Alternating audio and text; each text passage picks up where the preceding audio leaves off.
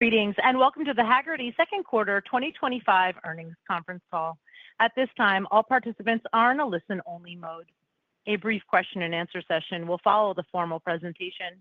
If anyone should require operator assistance during the conference, please press *0 on your telephone keypad. As a reminder, this conference is being recorded. It is now my pleasure to introduce your host, Jay Koval, Senior Vice President of Investor Relations. Thank you. You may begin. Thank you, Operator, and good morning, everyone. Thanks for joining us to discuss Hagerty's results for the second quarter of 2025. I'm joined this morning by McKeel Hagerty, Chief Executive Officer and Chairman, and Patrick McClymont, Chief Financial Officer. During this morning's conference call, we will refer to an accompanying presentation that is available on Hagerty's Investor Relations section of the company's corporate website at investor.hagerty.com. Our earnings release, slides, and letter to stockholders covering this period are also posted on the IR website, as well as our 8-K filing. Today's discussion contains forward-looking statements and non-GAAP financial metrics, as described further on slide 2 of the earnings presentation. Forward-looking statements include statements about our expected future business and financial performance and are not promises or guarantees of future performance. They are subject to a variety of risks and uncertainties that could cause the actual results to differ materially from our expectations. For a discussion of material risks and important factors that could affect our actual results, please refer to those contained in our filings with the SEC, which are also available on our Investor Relations website at sec.gov. The appendix of the presentation also contains reconciliations of our non-GAAP metrics to the most directly comparable GAAP measures that are further supplemented by this morning's 8-K filing. And with that, I will turn the call over to McKeel. Thanks, Jay, and good morning, everyone. We appreciate you taking the time to join Hagerty's second quarter 2025 earnings call. This summer has been another great driving season as we remain on track to welcome a record number of new members to Hagerty in 2025, helping them protect, buy, sell, and enjoy their special cars. After 4 decades in the car world, I have learned that everyone has their own car story, ranging from someone who loves brass horseless carriages to modern-day high-performance vehicles, off-road vehicles to vintage woody wagons, and American-made muscle cars to Japanese K cars. Regardless of the type of vehicle, we know it's special to that member, leading to an emotional connection that inspires safer driving habits, which in turn leads to lower claims frequency and consistently strong underwriting results. And our team of auto enthusiasts is here to provide the excellent service, guaranteed value coverage, and a suite of Hagerty products and services to help celebrate their vehicle. This passion and love of cars, shared by one team Hagerty and our members, results in sustained high rates of growth. Let me dig into some highlights from the first half of 2025, shown on slide 3. Total revenue increased 18%. New business count fueled an 11% increase in written premium and a 12% growth in our commission revenue. Earned premium for our risk-taking entity, Hagerty Reinsurance, increased 12%, and membership, marketplace, and other revenue jumped 68% due to higher inventory sales and the launch of our European auction business. Moving to profitability, during the first 6 months of the year, our operating margins jumped another 210 basis points, resulting in net income gains of 46% and adjusted EBITDA growth of 28%. Over the last 3 years, we have expanded first-half operating margins by nearly 14 percentage points, and we expect continued gains as we double our policies in force to 3 million by 2030. Let's move on to slide 4, which details our 2025 strategic priorities built around 3 themes: simpler, faster, and better integrated. First is to expand our specialty insurance offerings to protect more of the collectible market, including modern enthusiast vehicles with the launch of our Enthusiast Plus program in Colorado 2 weeks ago. Second is to simplify and better integrate the membership experience across our products and services, creating revenue, synergies, and driving cost efficiencies. This is how we engage with our members in a unique and authentic way. Third is to expand our marketplace business internationally, leveraging the trust that we have built in the United States. We announced 2 additional European auctions on the heels of the excellent results from our inaugural Villa d'Este auction in May, where we achieved a 78% sell-through rate. These include auctions built around partnerships with the Zoot concours in Belgium and Auto Zurich in Switzerland. We are methodically building Hagerty and Broad Arrow into the most trusted brands to help people around the world buy and sell special vehicles. And finally, we are investing in the technology replatforming that will enable efficiency gains shown on slide 5. I would note that we recently launched Enthusiast Plus on Duck Creek, a leading cloud-based insurance platform. Our technology spend should trend down as a percent of revenue as we accelerate the top line in 2026 and 2027 and begin to realize the efficiency benefits from these investments. Before I turn the call over to Patrick to share more details on our results and increased 2025 outlook, I wanted to walk you through the recently announced fronting arrangement with our long-standing partner Markel, shown on slide 6. As you know, we have had a highly successful partnership with Markel that began in 2013, when they acquired Essentia to underwrite Hagerty's U.S. business. In 2017, we began to assume 25% of the premium and risk associated with our high-quality book of business, and steadily increased it to the current quota share of 80%, with Markel retaining 20%. On July 24th, we announced that we had signed an LOI to move to a new fronting arrangement with Markel, where Hagerty would control 100% of the premium and risk commencing in 2026, while paying a 2% fronting fee to Markel to issue policies and provide administrative support. The evolution of this partnership will result in increased profitability for Hagerty in the form of additional underwriting and investment income, along with greater operational control. We are excited to continue partnering with Markel and believe the new arrangement will position us to unlock even more value for Hagerty shareholders over the coming years. Patrick? Thank you and good morning, everyone. Let me dig into the second quarter results in more detail, shown on slides 7 and 8. In the quarter, we delivered 18% growth in total revenue to $369 million. New business count gains, combined with industry-leading retention of 89%, drove an 11% increase in written premium. This 11% is below the 13 to 14% growth we expect for the full year, given our expectations for faster growth in the second half as State Farm ramps. Our 2-year rates of written premium growth during the first half were over 30% and should remain steady at those levels in the second half as growth accelerated back into the mid-teens during July. Commission and fee revenue grew 11% to $143 million. Earned premium increased 13% to $178 million. Our loss ratio remained steady at 42%. And membership, marketplace, and other revenue jumped 78% to $48 million. In just 3 years, we have quickly established ourselves as a leading auction house with unparalleled automotive expertise across Hagerty's products, focused on cultivating trusted, long-term relationships with our customers. Turning now to profitability, shown on slide 9 and 10, we reported an operating profit of $48 million in the second quarter, with operating margins up 70 basis points to 13%. We are maintaining tight discipline on our costs to translate double-digit commission gains into faster rates of profit growth. G&A increased 6% due primarily to higher software licensing costs from our technology transformation, and salaries and benefits grew 11% due to merit increases and additional headcount to support our growth. Adjusted EBITDA increased 20% to $64 million as we improve the efficiency of our business model. Our growing capital base at Hagerty Re and balanced investment strategy resulted in $11 million in second quarter investment income. Interest and other income of $6 million included $2 million of interest expense and a $3 million non-cash increase in the tax liability related to our partnership structure. In total, we delivered second quarter net income of $47 million compared to $43 million a year earlier, an increase of 11%. Net income attributable to Class A common shareholders was $9 million after attribution of earnings to the non-controlling interest and accretion on the preferred stock. GAAP basic and diluted earnings per share was 9 cents, based on 91 million shares of Class A common stock outstanding.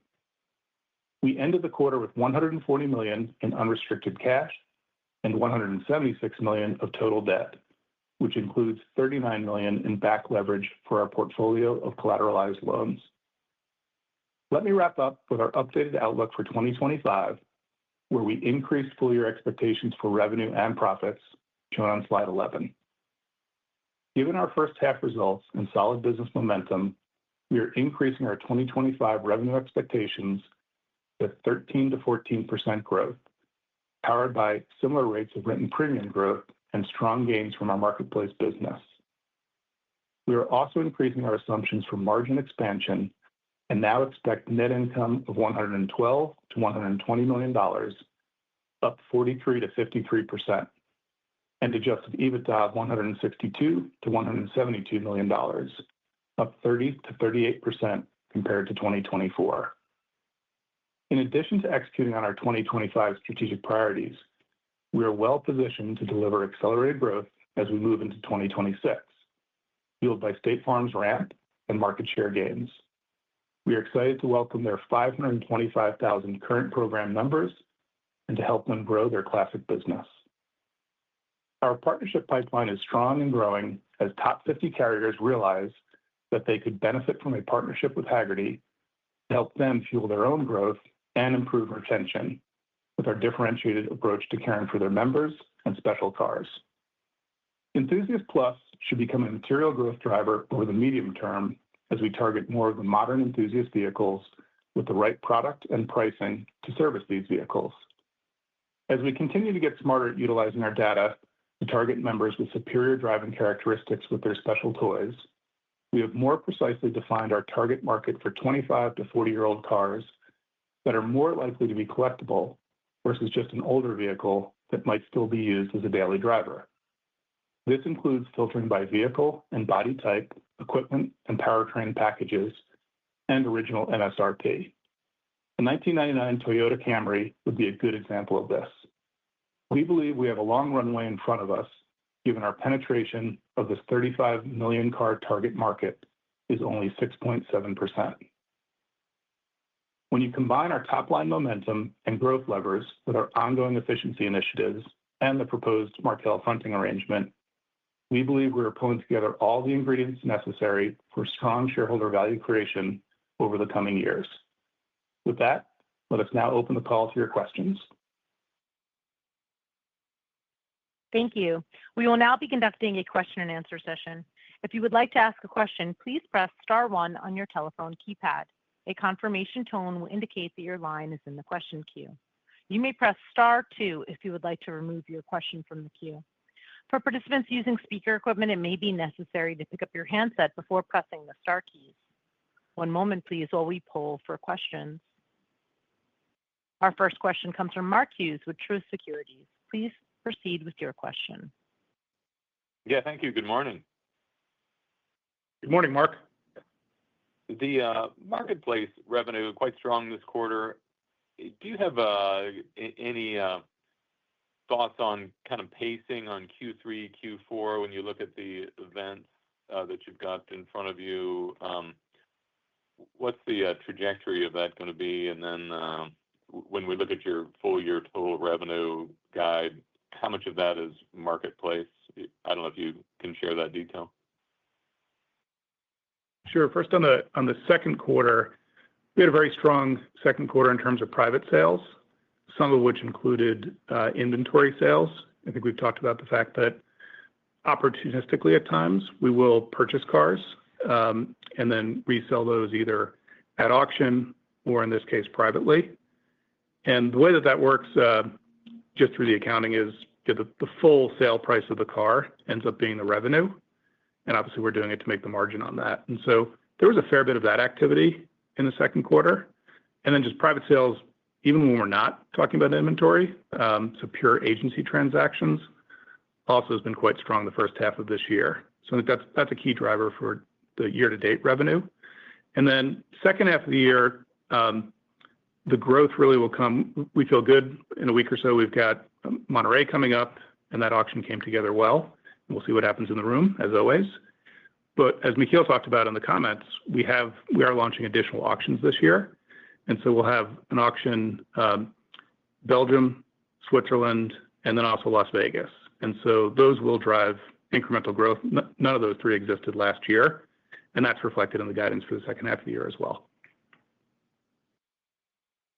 Very good.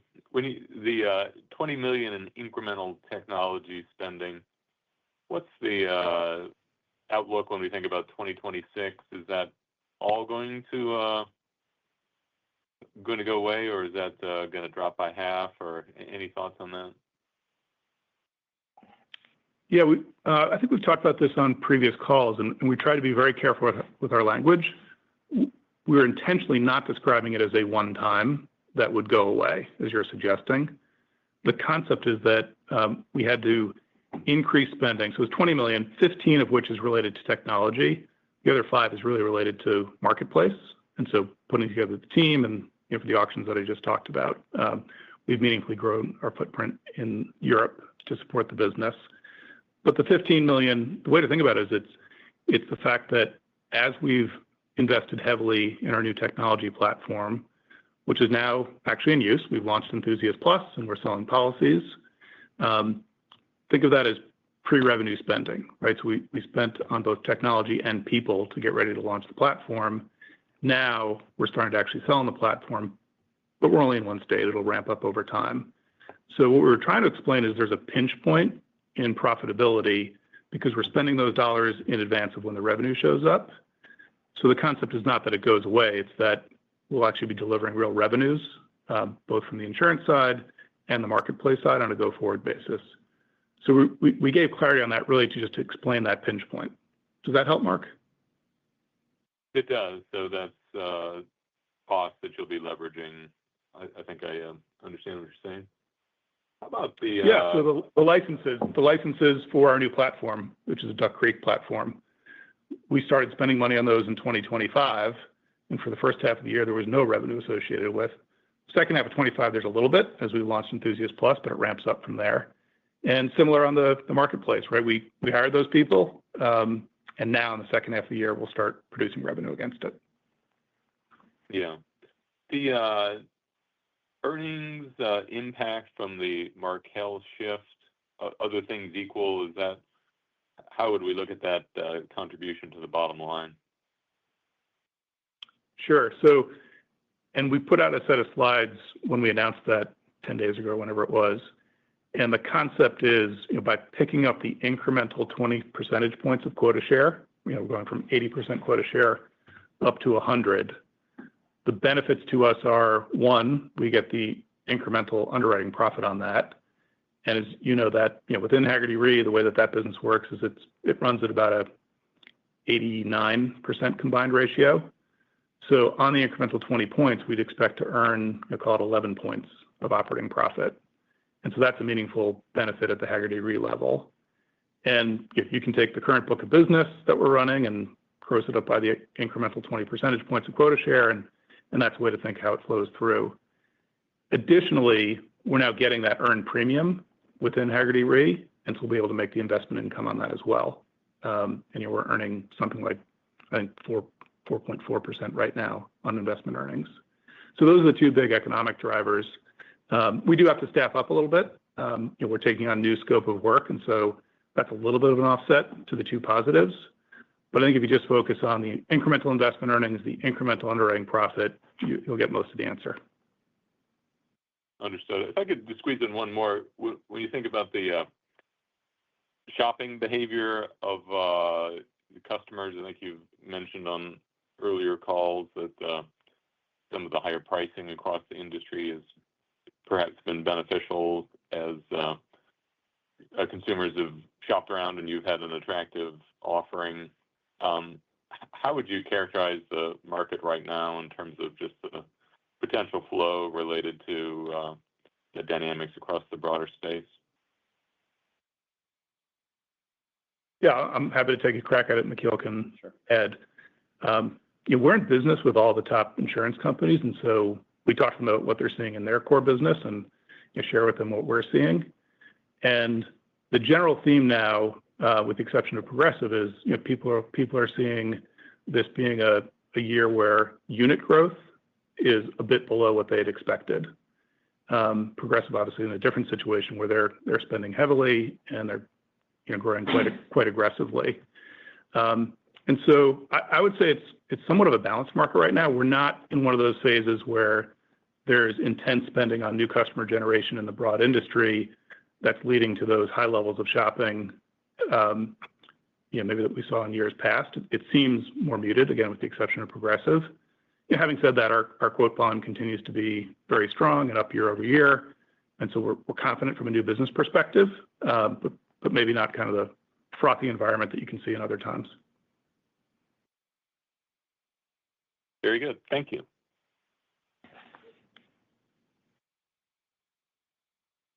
As a reminder, if you would like to ask a question, please press star one on your telephone keypad. Our next question comes from Greg Peters with Raymond James. Please proceed with your question. Hey, good morning, everyone. I wanted to go back to your expansion in Europe, and maybe you can help. And I know you've talked about this before, so just maybe remind me about what you see in terms of the addressable market for your business as we think about the next couple of years. Yeah. Hey, Greg, it's McKeel. Thanks for that. We're pretty excited about our expansion into Europe, and really with auctions being the lead step here. The auction at Villa d'Este, which is a very, very high-end auction and concours environment that takes place at Como every year. It's one of the world's oldest concours, actually. That was a real testament that we had the team to go out there and build this business for us in Europe. And we can't emphasize enough that live auctions and private sales are very client-oriented. So in order to have the business, you can't just hang the shingle out and hope for the best. It's very much like if you have the team, you have the specialists, they go out and generate the business, find the potential buyers, and they fill the auction room, especially if you do it at a fun place like Como and Villa d'Este. So, off to a good start. And then the idea being that, with the two additional auctions at the Zoot concours in Belgium, which is a very well-attended, high-end concours environment, lots of different motoring activities take place there, long history of auctions being successful there. That was the next one we announced. And then on to Auto Zurich, which is a very strong, both enthusiast and kind of more towards this modern enthusiast car. They call them young timers, actually, over in Europe, kind of the German-speaking term for that kind of newer vehicle category, which is where all the expansion is and where a lot of our, greatest demand is in our auction business. So what we think we've done here is built the right team for Europe. We're focusing on the right, most growing marketplace, rather than trying to just beat into a tougher market of older cars and where there's a lot more. It's a little bit frothier at that high end. And what we found already is, again, great team, plenty of demand, and a lot of sort of early indications that we've made the right moves at the right time. So far so good in Europe. We'd look to see in the next couple of years an even bigger auction calendar for us in Europe, and also build out that private sales capability. So looking forward to that, as well as a full auction schedule for us in the U.S. Right. Thanks for that detail. Can we put to State Farm? I know this seems like it's beginning to really impact your financials. Maybe you can give us a sense of where you are in the process of the State Farm integration and rolling out your business to all of their agents. Yeah, happy to. So, this is a very important partnership for us, and it will be long into the future. State Farm, if you think of it as like job to be done, they hired us to help really serve those passionate car people that they had on their books. But, they're a big insurance company, and this was not an area they specialized in.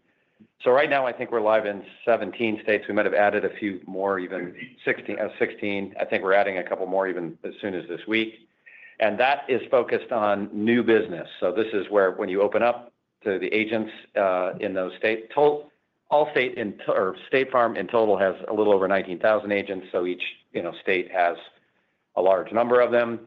So it focuses first on new business. Now we've been already doing new business in 4 of those states, and now we're starting the process of rolling the existing books in those 4 states over to us now. So it's up and running. The next couple of years are going to be high volume, both from a new business standpoint as well as starting that rollover of the existing business with them. And so far so good. It's complicated technology integration. The teams worked really hard to make sure that we were both doing it correctly the way we want to do it on our end, and then mating up with State Farm's very large systems. Has been a heavy lift, but we're happy to say we're up and running, and so far so good. The best thing that we're seeing is that the new business numbers that every time we turn on the states, the agents are very excited to be able to have access to this product, and they're a highly motivated sales team. So we would look to see this to be an ever more important part of our new business story. Thanks for that. That's interesting. Do you have an objective to be in 30 states by the end of the year? Or, I mean, ultimately, I guess your objective is to be in all of those states, but maybe there's nuances of, at State Farm that prevent just a straight line rollout. Maybe you give us some perspective. Yeah, they have a clear cadence. They have a clear cadence that they want to be careful that they can pre-communicate, they can train their agents, they can create all their territory and regional people to be ready for this. I think the goal is, something in the 20s, right? 25 states by the end of the year. Yeah, 25 states. And that swung up and down 1 state or 2. The idea would be to be in all of the available states by, over the next couple of years.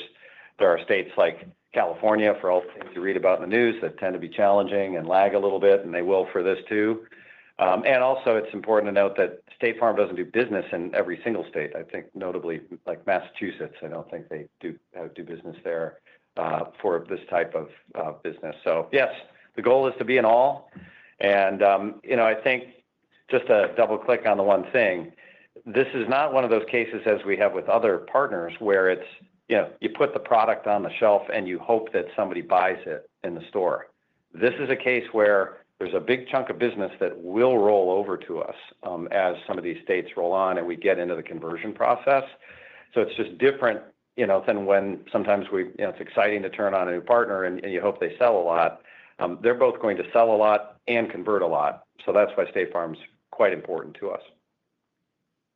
Makes sense. I guess the last question, you touched upon it in your comments and your answer before, but just curious about the background in the change of the fronting arrangement with Markel, and what got you to the point where you wanted to go to 100% retention. Just curious, how you were thinking about that going into those conversations.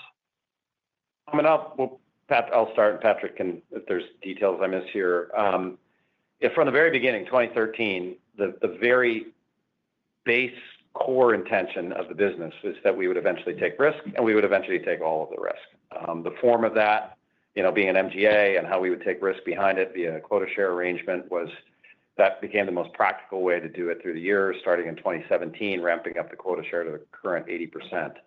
But from the beginning, this was a friendly, intended evolution of how the business would work. Both the timing and the terms of that final phase of where you go from 80 to 100% has always been something that we would be discussing with Markel through the years. And it just, through our sort of normal partner, they're a big owner of the company too, but sort of normal partner discussions with them, we just kind of mutually agreed that it was time for us to go from that 80% to 100, and then to change the form of that from kind of the quota share to a normal fronting fee. They own a big fronting business called State National. They did not have that business when we first started with them, and they decided that they really prefer that fronting relationship. So natural evolutions both from their side and our side, but it's a happy thing for Hagerty because, as Patrick I think detailed a little bit earlier, it's economically a very good thing for us over the next couple of years, and we have the ability, we have good experience at the 80% quota share level, and we're ready to take on that last 20%. Great. Thanks for the answers, McKeel and Patrick. Thank you, Greg. Good to hear from you. Our next question comes from Pablo Singzon with JP Morgan. Please proceed with your question. Hi, this is Kevin on for Pablo. So premium growth in the first half of 25 is running a little below your full year outlook. Why is that, and what factors do you think will help a recovery in the second half? Sure, it's Patrick. So it's a little light to what we had planned for and expected. There's a few factors going on there. One is on the new business front, it's coming in a little bit below what we'd expected. And most of that is intentional. We have de-emphasized growth in certain markets where we just didn't see adequate profitability. And so you can think about markets like California and New York.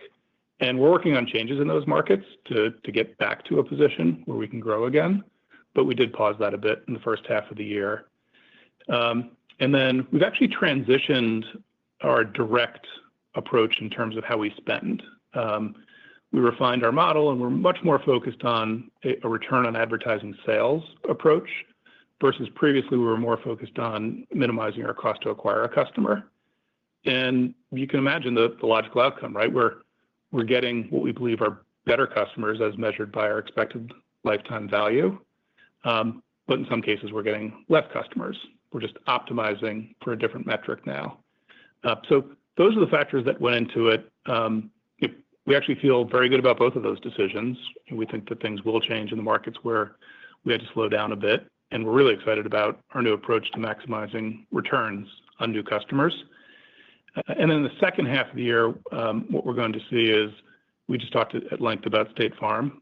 That will start to really ramp up. And McKeel talked about the fact we're in 16 states. The original 4 have started conversions. We've got another 7 or so states that will start conversions in the fall timetable. And so that really does ramp up in the latter part of the year. Is that helpful? Yeah, yes, thank you. And then a follow-up to that, the tax rate in the first half has been running a little low. Do you have an expected tax rate for the second half of the year? Not at this time. I mean, our tax situation is quite interesting, the nature of the partnership structure that we have. And then with the new Big Beautiful Bill Act, we're still doing our analysis of what the implications of that are. And so we don't have an update on that right now. It's implied in what we put in terms of the net income guidance, but there's some moving pieces right now. Okay, thank you. Our next question comes from Mark Hughes with Truist Securities. Please proceed with your question.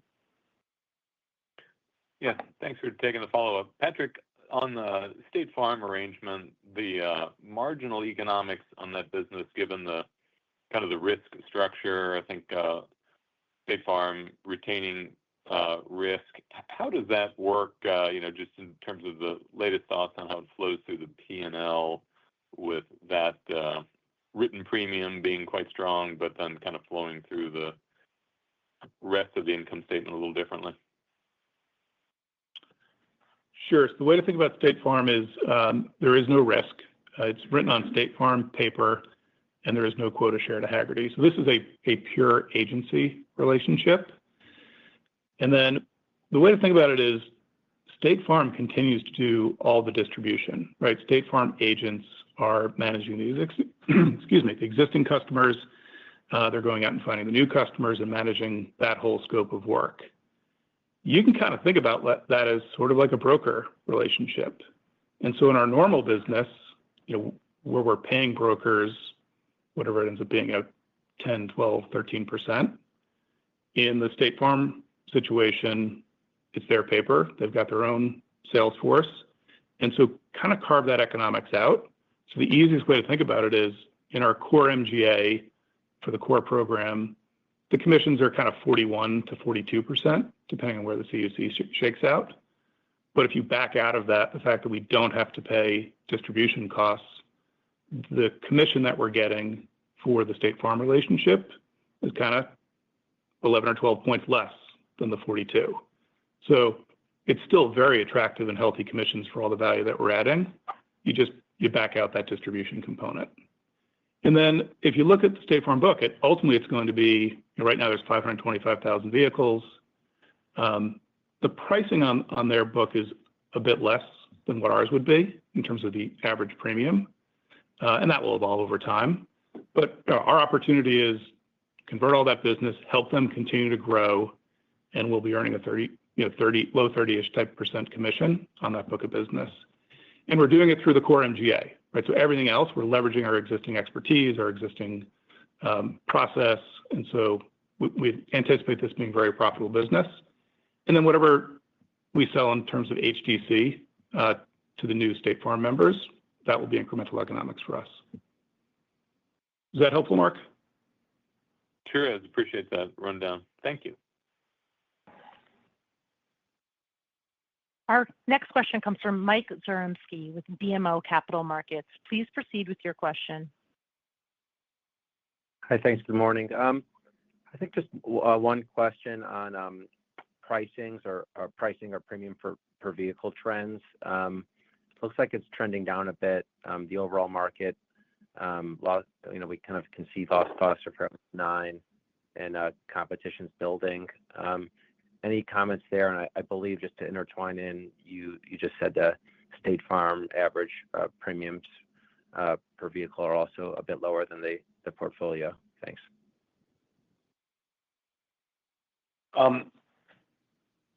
Just looking a little bit on the outside-in approach, and thanks for the question. It's a good one. As you may know, we publish something that we call our Hagerty Value Index. It's through our valuation tools. We have an amazing team of people that track the market out there. It is true, based on the index you look at, that pricing or valuation specifically of cars is, call it soft, flat, whatever it is, especially at the high end. But it's remaining quite steady. What you don't see in uncertain economic times in this market is a lot of, say, panic selling or, gosh, my car isn't increasing in value this year, so I'm going to go sell it. People just hang on to it and continue to pay their insurance premiums. So valuation is from again, that index and marketplace standpoint, kind of soft to flat, but holding steady by almost every measure. I'm not sure if that addresses the second part of the question now, Patrick. Was there anything you had there? Yeah, the average premium, it can tend to move around a bit. Right now, what we're seeing relative to last year and our own expectations is pretty much in line. So we're not, as McKeel said, the elements that drive rate for us are going to be obviously rate changes. And we did have a period where we were increasing rates, this is going back a couple of years, in most of the states. And so that has washed its way through the book. We do have valuation. Typically, long-term trend, we see values increase. And right now, we're more in a stable market. So there's less rate that's coming from increasing underlying values. But there's nothing that we're looking at that gives us pause. And you mentioned something about increased competition. If you could clarify that question, what are you seeing or what are you looking for there? We just, your answer is helpful. Just increased competition. We're just meeting from a top-down level, looking at just pricing KPIs, for other competitors and the industry, and you can see CPI data too. So, okay. And probably when it comes to, sorry, go ahead. When it comes to competition within our niche, right, things operate very differently in the collector car niche. And so when we look at the specialists who compete, it feels pretty normal, right? You can see pockets where people are competitive and other pockets where it's less so. And so we're not seeing something fundamentally different on that front either. Okay, got it. And if we divide up, if we create a KPI called vehicles per policy, doesn't seem like it moves around much. Of course, I think it's gone up a tiny bit over the last couple of years. Is there anything we should be thinking about in terms of initiatives to increase vehicles per policy? Yeah, I mean, Thank you. It's a great question.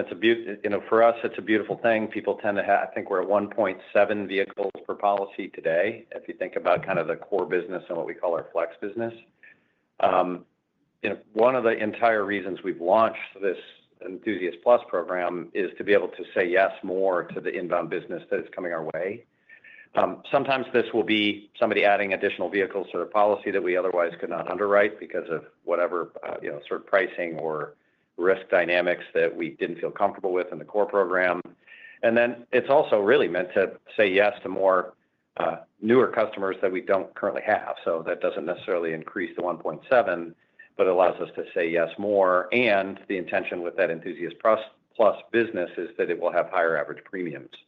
So, for us, the big initiative, and it's been a multi-year complicated initiative, has been to launch Enthusiast Plus. And that includes buying the driver's ed insurance company, which we mentioned is live in a single state that will start expanding over the coming months and quarters. And then standing up the entire new, what we call our Apex platform, which is to be able to handle all of that newer business with more flexible pricing, as well as eventually to manage the core business over time. So I must say that between the tech and the launch of Enthusiast Plus, it's been kind of a month of celebrations here after several years and certainly a lot of quarters and months of hard work. So that should start addressing that. Thank you. We've reached the end of our Q&A session, and I would now like to pass the floor back over to McKeel for closing comments. Thank you, operator, and thanks to all of you for your continued support. Hagerty is firing on all cylinders, and we have solid business momentum and a long straightaway in front of us. Sustaining this trajectory year after year requires great talent. And over the last month, we have been able to fill 3 key positions with top-tier talent that we believe will be critical to our long-term success. This includes hiring Adam Van Loon, our new head of omnichannel insurance distribution after a career of working at Bain, Chubb, and Plymouth Rock. We also hired Jesse McKendry to lead our insurance products after great success at Geico, Progressive, and Lemonade. Our third addition to Hagerty is Mark Burns, who was brought on board to tightly integrate Hagerty's brand and marketing efforts across our suite of products and services for car lovers. One Team Hagerty has never been stronger. And with that, we look forward to seeing some of you over the next 2 weeks as we head to Monterey Car Week, including our 2-day Broad Arrow auctions, where we will present some of the best cars yet. Until then, never stop driving.